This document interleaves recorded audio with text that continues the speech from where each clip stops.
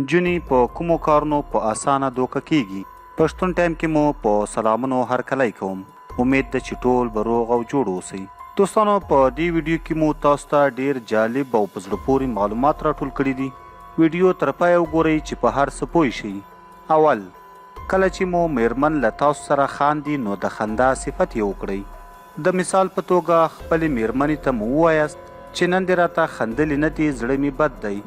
یو ځل وخانده چې زړه مې خوشحاله شي، چې وخاندې زړه مې باغ باغ شي. او دې ته ورته نورې جملې. میرمنې ته مو ووایاست چې دا چې له ما سره مینه لرې منندوی دیم.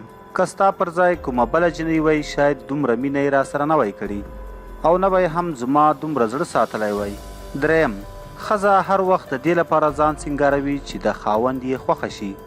له سینګار څخه پرته ښځه داسې فکر کوي چې هسې نه خاوند یې ورسره مینه او محبت کم کړي. نو که چیرې خپلې میرمنې ته ووایاست چې بغیر له سینګاره هم ښکلي یې، دا خبره د هغې لپاره یو ځانګړی امتیاز دی او فکر کوي چې خاوند یې له زړه خوښیږي او مینه ورسره لري. څلورم، هر انسان په خپل ځان کې ځانګړي مهارتونه او وړتیاوې لري. که چیرې دغه استعدادونه او مهارتونه وستایل شي، نور هم ځواکمن کیږي او توجه یې ورته زیاتیږي. ډیره مننه چې ویډیو مو تر پایه راسره وکتله.